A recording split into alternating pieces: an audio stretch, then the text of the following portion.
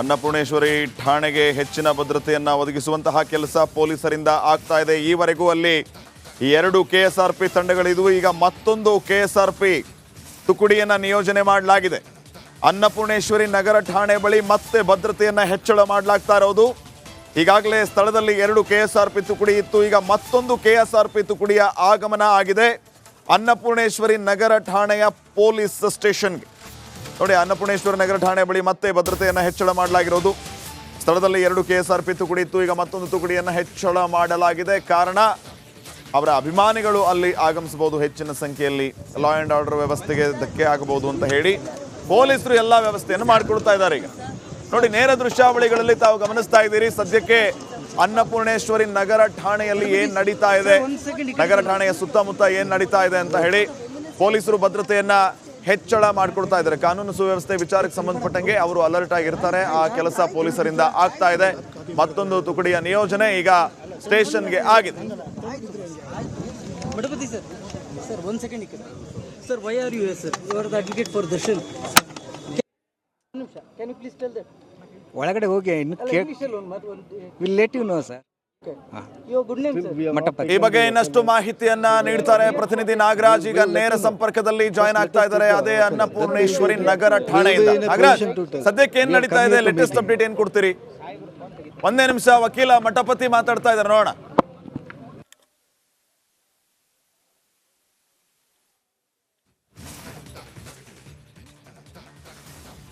Fine, ಮತ್ತೆ ಸಂಪರ್ಕಿಸುವಂತ ಪ್ರಯತ್ನ ಆಗುತ್ತೆ. ಆ ವಕೀಲರು ಮಾತಾಡುವಾಗ ಅದನ್ನ ತೋರಿಸೋಣ. ಈಗ ಮತ್ತೊಂದು ಕಡೆ ನಮ್ಮ ಪ್ರತಿನಿಧಿ ನಾಗರಾಜ್ ಯಥಾವತ್ ಲೈವ್ ನಲ್ಲಿ ಕನೆಕ್ಟ್ ಆಗಿದ್ದಾರೆ. ನಾಗರಾಜ್, ಈಗಾಗಲೇ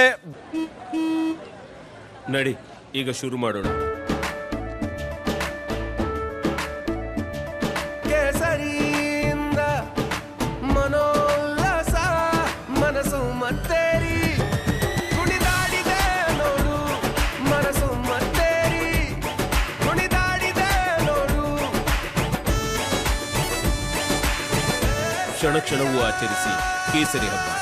ವಿಮಲ್ ಬಾಯಲ್ಲಿ ಹೇಳಿ ಕೇಸರಿ. ಬೆಳಗ್ಗಿನಿಂದ ಈ ಕ್ಷಣದವರೆಗೂ ಸ್ಟೇಷನ್ ಅಲ್ಲಿ ಏನೆಲ್ಲ ನಡೀತಾ ಇದೆ ಅನ್ನೋದನ್ನ ನಾವು ಗಮನಿಸ್ತಾ ಇದ್ವಿ. ಸ್ಟೇಷನ್ ನಲ್ಲಿಯೇ ದರ್ಶನ್ಗೆ ವೈದ್ಯಕೀಯ ಪರೀಕ್ಷೆ ಮುಕ್ತಾಯಗೊಂಡಿದೆ ಅನ್ನುವಂಥದ್ದು ಕೂಡ ನಾವು ಕೇಳ್ಪಟ್ವಿ. ಸದ್ಯಕ್ಕೆ ಏನ್ ನಡೀತಾ ಇದೆ, ವಿಚಾರಣೆ ಕಂಟಿನ್ಯೂ ಆಗಿದೆಯಾ, ಸ್ಟೇಷನ್ ಒಳಗಡೆ ಏನಾಗ್ತಾ ಇದೆ?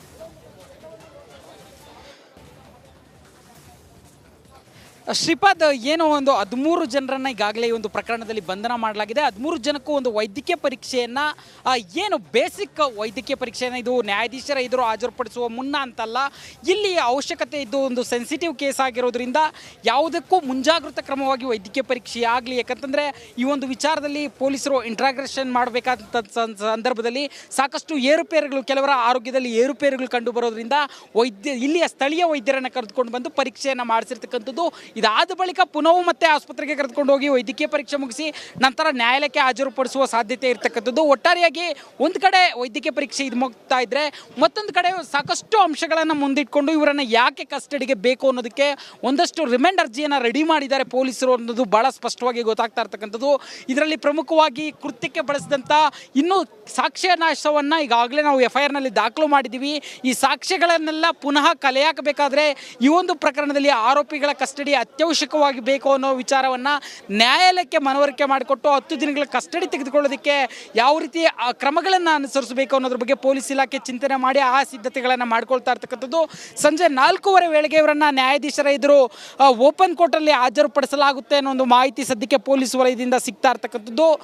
ಇದು ಒಂದು ಕಡೆ ಬೆಳವಣಿಗೆ ಆದರೆ, ಮತ್ತೊಂದು ಕಡೆ ಇವರನ್ನು ಅರೆಸ್ಟ್ ಮಾಡಿದ ನಂತರ ಮತ್ತು ವಶಕ್ಕೆ ಕಸ್ಟಡಿಗೆ ತೆಗೆದುಕೊಂಡ ನಂತರ ಏನು ಸ್ಥಳದಲ್ಲಿ ಮಹಜರನ್ನು ನಡೆಸಬೇಕು, ಇದಕ್ಕೆ ಸಂಬಂಧಿಸಿದಂಥ ಸಾಕ್ಷ್ಯಗಳನ್ನು ಯಾವ ರೀತಿ ಕಲೆ ಹಾಕಬೇಕು, ಮತ್ತು ಯಾವ ಕಾರ್ನಲ್ಲಿ ತಂದು ಶವವನ್ನು ಎಸೆದು ಹೋಗಿದ್ರು, ಆ ಕಾರ್ ಯಾರಿಗೆ ಸೇರಿದ್ದು, ಈ ಎಲ್ಲ ಅಂಶಗಳು ಇನ್ನೂ ಸಾಕಷ್ಟು ತನಿಖೆ ಬಾಕಿ ಇದೆ. ಈ ನಿಟ್ಟಿನಲ್ಲಿ ಯಾವ ರೀತಿ ತಂಡಗಳನ್ನು ರಚನೆ ಮಾಡಿಕೊಂಡು ಆ ಎಲ್ಲ ಸಾಕ್ಷಿಗಳನ್ನು ಕ್ರೋಢೀಕರಿಸಿ ಇದರಲ್ಲಿ ಇವರನ್ನು ಶಿಕ್ಷೆಗೆ ಗುರಿಪಡಿಸೋ ರೀತಿ ಒಂದು ಚಾರ್ಜ್ ಶೀಟನ್ನು ತಯಾರು ಮಾಡೋದಕ್ಕೆ ಏನೆಲ್ಲ ಸಿದ್ಧತೆಗಳಾಗಬೇಕು ಅದರ ಬಗ್ಗೆ ಆಗ್ತಾ ಇದೆ ಅಂತೇಳಿ ಪೊಲೀಸ್ ಇಲಾಖೆ ಹೇಳ್ತಾ ಇರ್ತಕ್ಕಂಥದ್ದು ಒಂದು ಕಡೆ. ಆದರೆ ಇನ್ನೇನು ಬಿಗಿ ಭದ್ರತೆಯಲ್ಲಿ ಕೆಲ ಹೊತ್ತಿನಲ್ಲೇ ಅವರನ್ನು ನ್ಯಾಯಾಲಯದ ಕಡೆ ಕರೆದುಕೊಂಡು ಹೋಗೋದಕ್ಕೂ ಸಹ ಪೊಲೀಸ್ ಇಲಾಖೆಯಿಂದ ಇಲ್ಲಿ ಭದ್ರತೆ ಸ್ಥಳೀಯವಾಗಿ 3 KSRP ತುಕಡಿಗಳನ್ನು ನಿಯೋಜನೆ ಮಾಡಿಕೊಂಡು ಭದ್ರತೆ ಸಿದ್ಧತೆಗಳನ್ನು ಮಾಡಿಕೊಂಡಿರ್ತಕ್ಕಂಥದ್ದು. Shripad, okay, thank you Nagaraj ಮಾಹಿತಿಗಾಗಿ.